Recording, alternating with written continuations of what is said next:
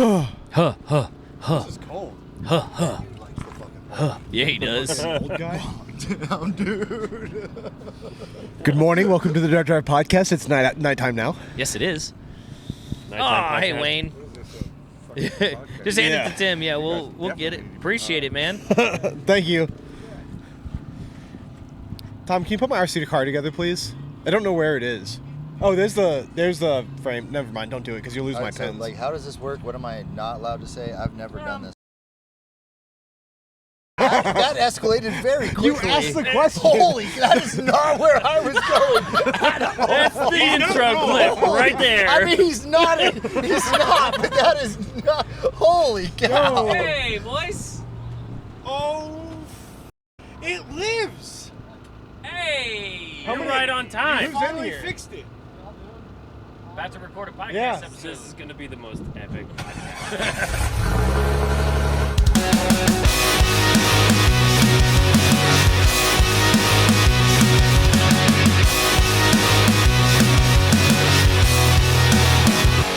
All right, guys, welcome back to the Dirt Drive Podcast. I'm Trevor, BJ. and this is our buddy Tweedy. He is also a photographer, like our man here. This episode is brought to you by our sponsor, RockTrix Wheels.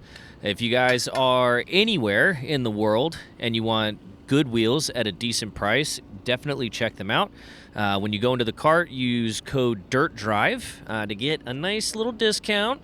And if you're local to us back in Northern Virginia, if you order these wheels and you bring us the receipt for the next month, we will mount them for free. So go ahead and check those guys out. And Tweedy, you want to take it away? Just let us know a little bit about yourself and what you're doing out here at King of the Hammers. Awesome. First off, thanks for having me. Yeah. PJ invited me out, and we've talked for a while on Instagram, and finally, got the opportunity to meet. So it's pretty awesome, and I appreciate the opportunity to be out here. Yeah. Myself, I'm from northern Idaho. I just moved there about a year ago. Moved there from Oklahoma. Lived in Oklahoma for a long time, and King of the Hammers is the first event of the year for me for my photography for the year, and it's the event that sets the tone for the rest of the year. Yeah. Gives me a good solid amount of content to be able to post and get out to companies that I work with and the drivers, so they've got stuff to use for the year. And Okay. and it's a great way to start the year. It's always exciting. It's always chaotic. It's always It has definitely been. It's like a weird controlled chaos. Yeah, Like, it absolutely. It like your brain at the end of the day is scrambled, Just fried. but Yeah. you're also like got a lot done. Yep. Like it's Yeah. just a weird feeling. Yeah, so a day for me kind of consists of usually waking up around 5 or 6 a.m. depending on what's going on for the day, and trying to get into Hammertown nice and early and capture any of the rise and grind guys that are up working on stuff or Yeah. anything. And then I like to get on the mountain if it's qualifying. I like to get up there nice and early and get a solid spot for the week and kind of focus on just getting the best angles that I can for my clients and my customers, and always get prepared for the long day as well. Yeah. Got to make sure you have water and food sitting up there. Yep. Some people have sunblock and shorts and t-shirt, and then I like to be a little more covered up. I was gonna say you had your nice tall brim hat, you had your long sleeves on. Man. You I've were done done up, man. this for a couple years now. I learned a couple lessons here and there. Yeah. So, And those lessons hurt. Yeah. Oh yeah, they did. My first year or two was just sunburns, and I was. Man, knee sunburns for the week of the King of the Hammers and calf sunburns is not fun, you know. And then having to go out the next day and do it while you're Exactly, man. It's even worse. So I stay covered up, and my straw hats are kind of like how people also know me on the mountain. They see me at the bottom. You wear it well, man. I try. Thank you. And so, most people can look up, and I'll tell them where I'm at, and then they're like, "Yeah, the guy with the straw hat," and I'm the only one there with a straw hat. When I met you guys up there the other day, they were pointing to PJ because he had his red sweatshirt on, and then Tom goes, "Yeah, you see the straw hat right there? That's Tweedy." It's like, oh, okay, that works. Yeah, exactly. Yeah. So, I've got my face covered up all the time, help out with the dust, and keeping my face, not from getting sunburned. So, and then come back to the trailer and get photos uploaded, get things going. Edit a couple for social media posts and just update the day and just kind of keep people up to date on the photos that are coming out and everything. How many guys are you following out here right now? So this year is my busiest year, actually. I've got a couple companies that I worked with. I also potentially landed another company out here as well. Nice. Just kind of talking with people on the mountain. So, but this year I've had 6 drivers and 2 companies that I've worked with. So it's been a lot of fun. And yeah, that sounds hectic, dude. Yeah, it is. But it's what I love about doing this for the most part. I know when to limit myself because I don't want my quality to suffer or anything like that, or be too much on myself while I'm out here. That's his big thing always is. Man. He'd rather take less photos so he can take his time and really line stuff. Yeah, not always necessarily possible in this stuff. No, but, for sure. But if I have just a solid group of people that are okay, and I focus on them and give them just really good photos, and they take care of me well, and I'm treated well, so I can't complain on that. And again, I just love being here, man. Every year, it's gotten, even in the just couple of years that I've been shooting, this place has grown so much. So. The growth with starting with no clients and customers and being out here. My first year, I actually had the awesome opportunity to shoot alongside Rockstar Performance Garage from Temecula, California. So that was an awesome opportunity, and that's what actually kind of kickstarted my professional photography career. So from there, it just has grown, man. I've just gone, kind of ran with it and email everybody and email companies and talk with people while I'm here, and Tweedy and Birdman Automotive Media kind of go hand in hand, so it's easy to remember. It's not not hard to forget. So, yeah, dude, you've been posting some awesome stuff. Thank this you, week. thank you. Man, I've been as very soon as happy. he told me what your Insta was, I was like, all right, let me go check this out. And your stuff was popping up left and right, and it was just like the algorithm took over. Yeah, it was just like, damn, dude, like where was he Thank you. at? Where did he grab that? Yeah. Like it's just good shit. Dude. Thank you. Yeah, I try to get as many angles as I can for my customers. Variety is a big, probably the most important thing for me. Yeah. Different edits, different angles, different croppings. Just try to provide as much variety as they can have, because you never know what they like. Just because I like something doesn't mean that they're gonna like it, or maybe not gonna fit for what they want. Maybe they're blowing it up for a wrap on a trailer, or maybe they're putting it in an office, and so you give a customer that type of variety. I think it's something that can set you apart and also keep people coming back, because they're like, hey, he gives me cool stuff and it's different stuff. So man. What got you into it? Was it just a hobby beforehand, and you just kind of wanted to try and do it professionally, or? So my main gig is actually, I'm a carpenter and a home builder, so that's my main thing that I do. A man of the arts. I fell into I just like to work with my hands. Some of the shit he's done. It's pretty fucking cool. I like to build a lot of custom stuff. We do a lot of custom or I should say I used to have a bunch of guys, but now moving to Idaho, I'm just back to myself. So I do a lot of custom homes and custom closets, custom cabinetry. Are your hands insured, dude? Because both of your professions require those things, man. Absolutely. So, that's what I do for the most part. I've done that for 10 plus years now, Nice. but my best friend, who was a photographer before I was, he had an old camera that he wasn't using anymore. It was a Nikon D3500. And for a birthday present we one all year. remember our first. Yeah, absolutely, man. He gave me that camera, and he was like, man, I want you to take pictures of your work, your carpentry, your houses, and everything. I was like, okay, yeah, that's killer. And I never did that. I never, ever took a single photo with any camera ever in my 10 plus years of doing car. Everything has always been on my phone, because it's just way easier to upload and more convenient. More convenient. And exactly, different shot. It just works for social media type of promoting for a business.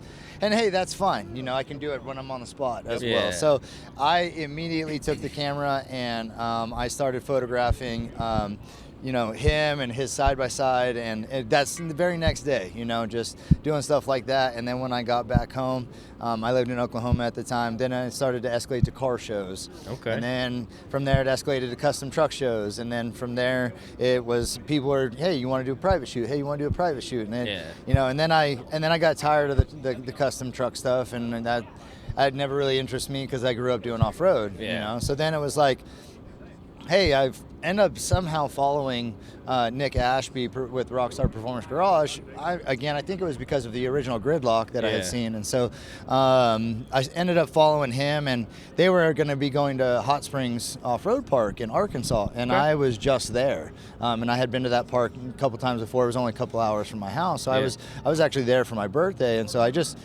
sent him a message, and I was like, hey, dude, I know the park. I'm a photographer. Would love to work with you guys. I don't know if you need an extra dude or anything. Yeah. And he ended up giving me a call, and he was like, come out. We'll put you in the Airbnb. We'll just give you the opportunity. Sure. And, he ended up liking me. I'm pretty crazy on the trail, to say the least, man. I'm all over the place, running up and down. Again, trying to get those. And for the people that have seen me at Great American Crawls, they'll vouch. They know for sure. So, I pride myself on that hard work to make sure I get the shots that are needed. But I was also trying to make a good impression at the time, right? So, and then a couple weeks later, he called me up and he's like, hey, you want to go to Hammers with us? Hey, you want to work with us for the year covering our crawl events? And so that, and then here we are a couple years later. We're now covering things in Michigan, pre-runner invasion and stuff like that, and more Ultra 4 races, and just still King of the Hammers and Trail Hero, things like that. Just keeping in the off-road world, man. And I love this stuff. Racing is something I've always loved. I raced dirt bikes and quads when I was younger, so just kind of being a part of it has always been something I've wanted. I've always wanted to be at these types of events and racing events, but being a spectator isn't for me. Yeah, I want to be closer. Yeah, I want to feel that engine in my heart. I want to feel. We were talking about that earlier today. It's like it's a wild thing for us being out here for the first time ever. Yeah, and immediately having access that most people would only dream of ever getting. I thought the same exact thing when my first time was there, because that was my first experience too. It was behind the ropes, and I've just been hooked ever since. You know what I mean? It's nuts. I don't get me as close as possible. Get my heart racing with that camera in my hand. I'll get you that shot. Yeah. I know when to push my limits. I've gotten in some pretty sketchy stuff sometimes. It seems like a normal thing amongst you media types, man. Absolutely. But again, when you trust, a driver or you trust yourself to be quick enough, you can just push that boundary just a little bit. And I like to do that. Yeah. It gets my heart rate going, my adrenaline, but also the shots are always worth it. I mean, it shows in your work, dude. Seriously. Thank you. The shots you have been getting are awesome. Thank you. How long have you been out here for the whole event? It's just been like a week? Yeah, I got here Friday last week, and I wanted to shoot all the Class 11 stuff and the Desert Challenge stuff, so I did all that. And then I've just been covering qualifying and trying to get my clients as much content as possible while I'm out here. They paid for a package with a certain amount of photos, but my thing is under promise, over deliver. Yeah, absolutely. So if I can give them far more than what they wanted, and it's really not any, again, I'm self-employed back home, so it's not like I've got a job to get back to, So it works out. It works out good with just kind of the balance that I've got between work and this. So, it allows me to do both. And I come out here for the whole duration of the event for the whole week. And I just stay crazy busy, man. Always running around 10, 12-hour days out there. So I love it. It's a lot of fun. Yeah. Dude, that's wild. Anything to add there, buddy? You doing all right? Yeah. Doing great. Great. You're both photographers. I don't know, chit chat. Come on, man. Yeah, how'd you get into it? I don't think I've ever asked you. We had photography class in high school, but I had always played with my parents' cameras that I had, the little pocket LED ones. Oh, okay. I started doing that with some of my friends that we were in a band with, and I would do the cool band poses for them. Go to shows with them and everything. Tracks. Nice. That tracks. I was the one taking pictures of everyone. Nobody else was taking pictures. Now, like 10, 15 years later, they're like, "Don't you have a photo of us doing that?" Yeah. Why do you think I took the picture? But after high school. Well, during high school, we started with making our own pinhole cameras. We did black and white film camera, did the dark room to develop the photos, and then all the way up to Lightroom. And just been doing it ever since. more or less, and then I forget what it was. I think it was when Great American Crawl first started coming out, and then doing some of the events with Angel, that I was like, okay, maybe I actually have to do something with this. Yeah. Because this is too much fun. Yeah, yeah, that's kind of how I was as well. I just after the first event with your Great American Crawl, it just I didn't get paid for that first time. I just he put me up in the Airbnb, and I just I got him the photos, and that's how I ended up getting the opportunity. Yeah. And it's just I haven't wanted to stop ever since then, man. So you get the itch, and it's if it's something that makes you happy and you kind of end up being good at, and it just is a creative outlet that makes you a little bit of extra cash, then sweet, But the biggest thing for me, man, is the experience. I've got to do some really amazing stuff so far in the off-road world. I've met so many awesome people, big people up in companies that appreciate what I do and are thankful for the hard work that I put in and everything. Yeah. And obviously you guys and a ton of other friends out here. I try to meet as many of the photographers on the mountain as possible. I'm really not a big social guy, except for in environments where I have like a calm and I have something to talk about. But outside of that, I'm not a social person, man. I keep to myself. I live alone. I've got my dog, and I've got a small house in the mountains, and it's great, dude. So, but man. when I come out here, again, this is where I'm social, these types of events. So it's a different side.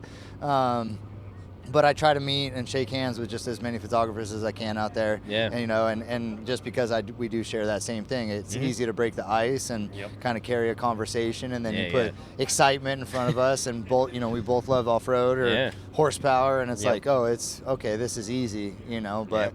So there's tons of awesome photographers out there, man. There's just everybody. Yeah, there's been some wild shots. Oh yeah, out of this amazing shots, and it's so cool to see. Too. Yeah, the video guys out here are wild. The thing that's really been blowing my mind is some of these, it never surprises me when the actual Ultra 4 page gets something out quick, but some of these guys' social media pages, it's like, dude, that just happened half an hour and they've ago. Already got it up. And you've already, not only do you have it up, you've already got it edited. Like, that shit is cut down. You're like, dude. Yeah. Did Starlink you just Billy goat your way down the mountain straight to your laptop? God damn. Well, I mean, I was up there for qualifying on the 4400 day. Yeah. And the amazing Brian Bink, that dude I have followed for years. He is the epitome of probably exactly what I would like to do in off-road photography. His work is top-notch. His graphic design is top-notch. He's somebody I've looked up to even before photography, because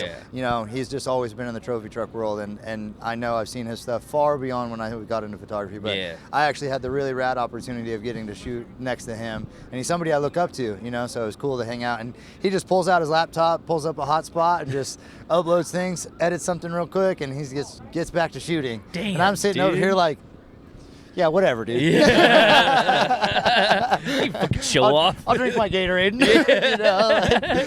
You keep working. I'll be doing that in 6 hours. Yeah, exactly. I didn't want to do that right now anyway. Yeah, whatever. So, I mean, it's just like as quick as that. Technology is awesome. Starlink makes it possible. Yeah. Everybody's got mini Starlinks. Star bats are everywhere when you're out here. So. Yeah, Michael showed me the star bat that he had up on the.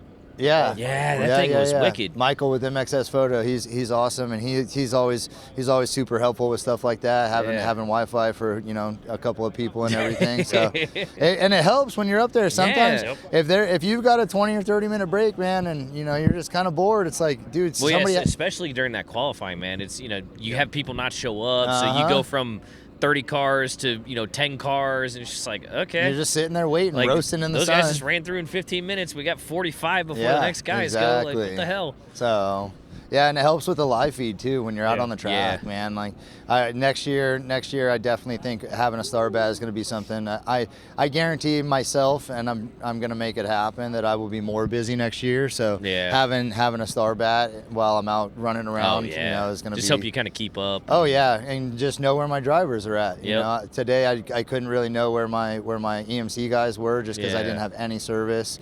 Way back there in the canyon, and I hiked in pretty far to get some really good stuff. And I didn't have service, so I just had to sit and wait and hope that one of my guys was coming, and they didn't break yet or something, I don't know who it was, but when we went up to the other side of Chocolate Thunder, somebody had a generator running up on that hill. Oh yeah. Running Starlink. Yeah. I don't know whose it was. Wow. Yeah, Somebody it was like, wild. I'm gonna put one here. I think. You'll thank me later. If I had to guess, I'd say that's probably Hammertown Productions, like one for the guys running radio and all that. But I think just because they need feed out there. Well, yeah, and they usually at Chocolate Thunder they have it up on a big pole, and there's really good Wi-Fi there, you know. So they have that's where they have that. What was different this year is they didn't have the TV set up at Chocolate Thunder to have the live stream. Last year they had a live stream there with a big TV, you know. Yeah. That way you could split up the people. Yeah. So and it was packed last year. That's where I shot a good amount of my stuff was Chocolate Thunder. Nice. So yeah. So like. I know you said you've been coming out here for a couple years now. This being the 20th anniversary of this, did you feel that, you know, this was any kind of a different experience, like with how they were presenting it, you know, how people were reacting to stuff? Like, did it feel different, or did it kind of feel like this just year was another... definitely the busiest of the years, especially when the Desert Challenge weekend, the first weekend that I was here, it was the most hectic and the most chaotic I've ever seen it, ever. I mean, I got disoriented trying to find my trailer in the middle of the night, you know, and I'd have to go back to the media tent and call my buddy. I'm like, can you send me a pin, dude? I'm lost. I have no idea where I'm going. I have no idea where I'm at, you know, and so it was like that. And the dust makes it 10 times harder to navigate when it's like that, when it's that chaotic. You know? It's king this year. Yeah, so that was and that. But as far as the event, I think they've just done very well with doing a good job with promoting it. And leading up to everything, just all the podcasts and people talking about it, and all the media guys just posting it like crazy. I think it definitely brought a lot more. When I first got here and when I went to go check in at the media tent, I looked down Hammertown. I was like, this is way bigger than it's ever been, you know, because it was just, I got here on Friday and it was packed by like 3 o'clock, man. You know, so People showed up and showed out. Yeah, they did. That's for sure. After the desert weekend, it's calmed down a little bit. You know, I think that this is probably where we're going to be at for tonight and tomorrow. Yeah. You know, and this is about the normal kind of vibe. It's not the craziness that everybody wants to see. You know, that stuff does happen, but it doesn't happen to the level that it did last weekend, which, in my own opinion, it was uncalled for. You know, I really feel like that us as people of the desert and King of the Hammers of the event as well, we need to represent ourselves better, you know, especially with this being on the chopping block where it's at. All of the people that have been around this for years and years are understanding of what can happen and the severity of this year and what it really meant to just, hey, be a good person. Clean up after yourself. Don't be an idiot, and don't do stuff that's going to jeopardize this not coming back. Because there's people that have come here for 1 or 2 years, and they're causing damage that people have come here for 20 years have built. You know, and that's just uncalled for. And it takes zero effort to be a good person, and it takes zero effort to be kind. You know, and I hated seeing all that stuff because it doesn't portray the people that love this, that do that. You know, and the people that are here for the race and for the event, very seldom is it people that go out and do that type of stuff. You know, half those people can't even stay up that late. No, because they're up at 5 in the morning getting ready for race day. I don't know anybody, and they're in bed at 9 o'clock. Exactly. If you're working this, or you're a pit crew, or you're not associated with any of that. You know, I'm a media guy, and dude, I go to my trailer by 8 o'clock, 9 o'clock, I'm done working. I'm working on photos, and I don't want to go out anymore. You know, and I just, not to mention you've been walking around all day anyway. Like you're tired, you're beat. Exactly. And so it just, you know, I hated seeing that type of stuff because I feel like it portrayed an image of something that everybody has worked so hard to make something of, you know, and it knocked us back a couple notches because of some stupid people making some stupid decisions. And hey, it is what it is, but next year, or if it doesn't happen again, you know, it's whose fault is it at that point? I mean, I think they made the right call when they said they were gonna, you know, get the Rangers to just go shut it down and not let anyone do it, because almost immediately, no more of that content shows up. Right, because there's nothing to record. So it rode the algorithm for a day or two, and then all of a sudden, you're not seeing posts about Chocolate Thunder at night anymore. Why? Because the people who were doing it aren't there. So then all of a sudden, now your feed is just flooded with the daytime activity and the people of Hammertown and all that. And it's been a wild thing to kind of see that in action. You know, Yeah. 'cause back home, all we have is the social media and, Yeah, and the and live that's feed. more than likely what you're going to see if you're not Yeah. here, because that's what's, you know, you're not going to see the racing and the photos and stuff like that. Yeah, because if you look it at, almost you just know, gets too flooded. Yeah. Like the race content, unless you're actively looking for it, if you're the average person, you're not going to find it. No. You're going to see whatever's riding the Who's algorithm. trending and everything. That fight video that's got 1.5 million likes is Yeah. always going to outperform the really awesome race video Yeah. that only has 25,000 Exactly. likes. And you know, and I often think about the young kids that are getting involved in this stuff and, you know, want to be out here and everything. Their parents, hey, you know, hey, what are you going to? Show me videos of what you're going to. Yeah. And then so they look it up and it's this, and the parents are like, I don't want you going to that, you know. Yeah. And it's like, well, that's not what this is all about, you know. And Or so, even worse, that's kids are impressionable, man. They Yeah. start thinking that, oh, that's what it is to have a good time, and you know that's what everyone else is doing. Yeah. And before you realize it, you do have 16-year-olds sneaking up there and thinking that Oh, they yeah. need to get involved in these big pileups. And they don't. I mean, obviously, alcohol is usually involved in every other thing. You know, people want to do. I mean, but, just like most fights you see yeah, on the exactly. internet. But you know, See, not Bad even. Lines, Good Times, what they were doing up there. Oh yeah, they're crushing them. Oh yeah, I saw that. Yeah, but you know, I mean, it's not even just the fight, but like, dude, you guys are in rocks. Yeah. You're on a Yeah. mountain. Yeah, it's just Throwing dangerous. mortars at each other. Yeah, you're like, you can get burned. You can, you know, you get a Fucking concussion. smash your Yeah, Get you fall get from up killed, there. dude. You fall Yeah. wrong. Like, we're hiking all the time on that Yep. stuff. I know how treacherous Yeah. that terrain is. You know, I wouldn't want to fight somebody on Yeah, that. I got at proof all. of it. Well, that's Yeah, it's exactly. honestly, that's why some of that media stuff's real impressive. It's like when you really factor in what that terrain is like. The Yeah. effort that we put forth. Yeah. Like we were up on the side of the hill the other day, right? And Literally, like, going 4.5 up and down, times. and you're like, okay, like you're really. So we went out that same night up the hill here, and we were both like, you know, that's not going to be a good spot to go to. So then we just climbed the sand, the safe part of Yeah, the trail, yeah. and it's just like, that's It's sketchy enough dude. during the day, but at nighttime, it's Yeah, But- I get asked that often. Is you know, what's it like? How do you get out there? What's this like? And I'm like, you know, just start walking. I go to the gym 6 days a week, and I do jiu-jitsu 4 days out of the week for 2 hours each day. And, You got to stop doing stuff with your and- hands, man. You're going to lose them.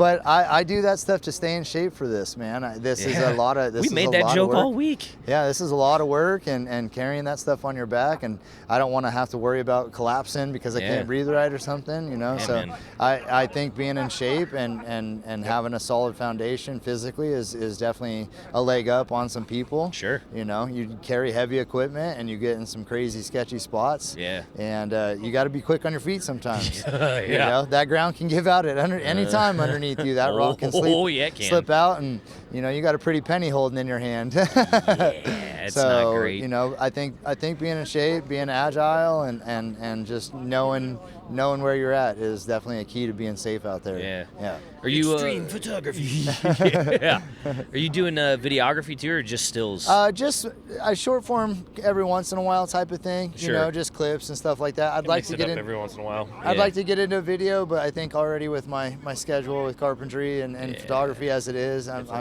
It's a lot. you know, Yeah. and videos even more. Oh, you yeah. know? So even with the short form for myself, just trying to understand how to clip things together. I try to do that on a laptop or a computer so I can kind of Sure. get used to doing video type of work. Yeah. Not just by throwing stuff together in in an app or something like Yeah, that. But so I do it that way. But even then, that still takes me forever because I don't know how to do it yet. Yeah. You know? So it's like somebody's like, yeah, I can get this done in an hour. I'm like 6 hours later. yeah. Like, thanks, guy. Yeah. Appreciate it. I'll have to watch Instagram 7 has done a good job of doing their own like internal CapCut features too. with Oh, the is that videos now. edits thing pretty yeah. okay? Yeah. Oh, Yeah, okay. it works pretty There's well. some stuff that I can't do on CapCut that I can do on Instagram. I'm Oh, like, okay.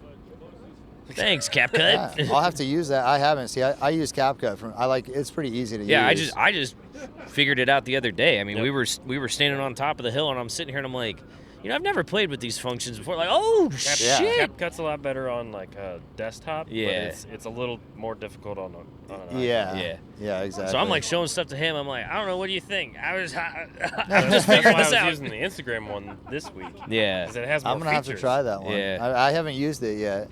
No, And yeah, then it's great. And it's super intuitive too. Like it doesn't take a lot to figure out. Okay.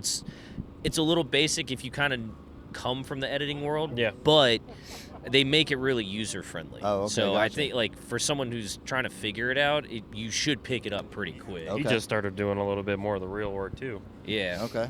Yeah, I'll have to try it for sure. So, but yeah, man, it's what for you. Like obviously, you said you've been into the off-road stuff for a while. Mm-hmm. One of the big things we've been talking about all week is like the land use and kind of how it's being threatened a little bit. Obviously, people see the shenanigans online and they want this kind of stuff shut down. Yeah. As someone who's kind of been in it for a while, why do you think this type of event is important? Like what does it mean to you from a media standpoint, but also just as an enthusiast? What would it be if this went away?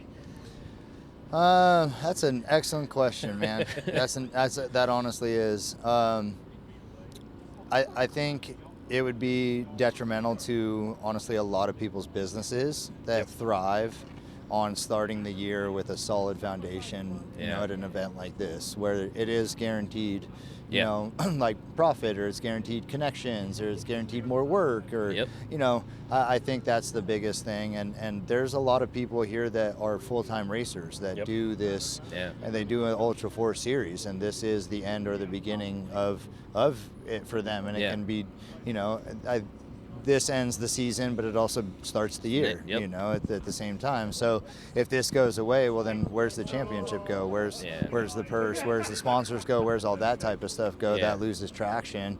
And I think that's a big thing that's detrimental, and it would be unfortunate because it hinges a lot of people's success, So if this went away, I think it would just end up going to waste. It'd probably go back to the government, and they just start using it for testing grounds again, and a right of ours to have this land under BLM is taken away because of stupid decisions. And you got to deal with consequences, but at the same time, if we can put that fire out, we need to be putting that fire out. We need to not be giving them that reason to take that away, and so if it gets taken away, it's not fun anymore. I think the sport kind of dies at the same time, because this is essentially the Super Bowl of Ultra 4, and I love Ultra 4. It's been around for obviously 20 years, and it's an amazing race, and I would hate for it to kind of go away. It's also what I base my business on, so again, like, I don't know. I don't know where I would start my year. I'm like, well, now what? Because again, like I said, this kind of starts like an addition of a portfolio. It sets the tone, kind of. It sets the tone, exactly. And if it's not here, I don't know what I would use to be able to set that tone. We have the Baja, but that's but hard to get that's to. content from last year at the same time. Yeah. You know what I mean? Like, at least for this is content that can be used for the whole year for not only myself, but for anybody that's working with me, any companies that are working with me. So it would be unfortunate. I don't want it to go away. I try to be as outspoken as I can be. I know I'm just a media guy for the most part, but if I see somebody doing something that I don't exactly agree with, that I think could threaten media coming back or the event or anything like that, I want to say something. I usually say something. You tell me about the kids that snuck in. Yeah, last year we had a couple kids that snuck in with just one kid had a high visibility sweater and just a gimbal, no camera, and then the other, And, I mean, just put your phone on it. This was for a regular camera, But like a cage, like the one I have, like a small rig cage. for a camera and on a gimbal. And I was Aren't like, those expensive? I was like, Yeah. why? And then the other kid, he just had like a point and shoot with like the telescoping. I'm not even kidding you. And he had You push like the big screen in the back, like what we had in like and, high school. Yes, that's what he had. And he had a media vest on with his Instagram handle on the back. Oh. And I was like sitting there, and I'm like, what are you guys doing? You know? And I'm like kind of talking with them, and I'm like, so who are you guys here for? Who are you working with? And they told me Warren. And I was like, Bro. Oh, so you guys are working with Mad Lad? Because like that's who really does a lot of their stuff. And he's like, no, we're working with Warren. And I was like, Yeah, you said that. I get that, but again, Mad Lad does like the majority of their stuff. So you work, that's who's out here with them this year they're like, no, we work with Warren. And I'm like, okay, Get the fuck I don't outta think here. you guys are understanding. And I was like, first of all, you don't have vests. We all have the same vest here. Yeah. You know, there was plenty of people around me, and they're watching this go down, and I'm just like, are you, like, you got a wristband? You know? And they're like, no, they didn't give us wristbands. Oh, they were out of wristbands. And I was like, no, this ain't. And I was like, you guys got to go. Like, you guys aren't media. Like, and they were like, yeah, we are. We didn't get our vest. And I'm like, you can't be back here then. Yeah. You're not credentialed, you know? And they started to like argue with me. And I was just like, guys, we pay. We are here.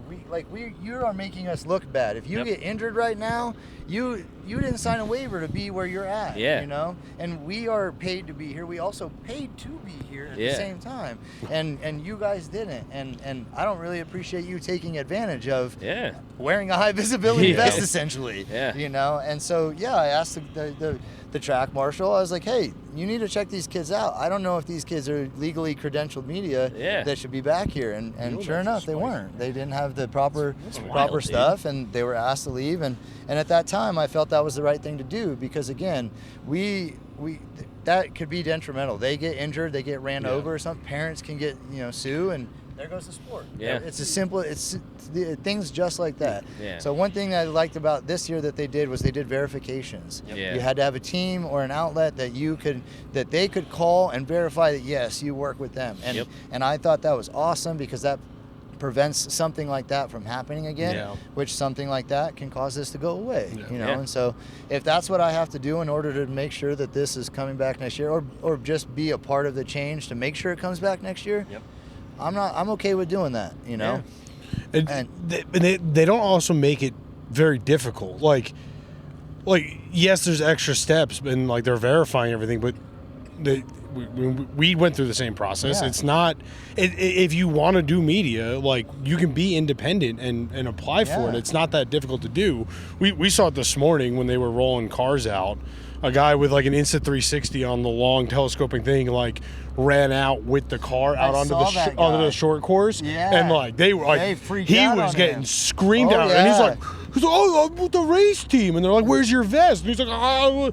And he's like, if you're with the race team, go get the vest. It's not that hard to do. It's not that hard. It's not at all. And it's like when you put it on, you forget you're even wearing it. I mean, I wore it all the way up until I came over here because I didn't even realize I had it on. Well, they don't make them in thick boy size, so I know when I'm wearing it because I can't move my arms. I'm chafed under my armpits. A little vest. Oh, jeez. Yeah, I put a complaint in with Rory already. Track down Dave and tell him I need at least there were at least 5 guys that I saw that could have used a few X's. Bigger ones. Yeah. Tim's one of them. Tim couldn't zip his either. 2 seat belts.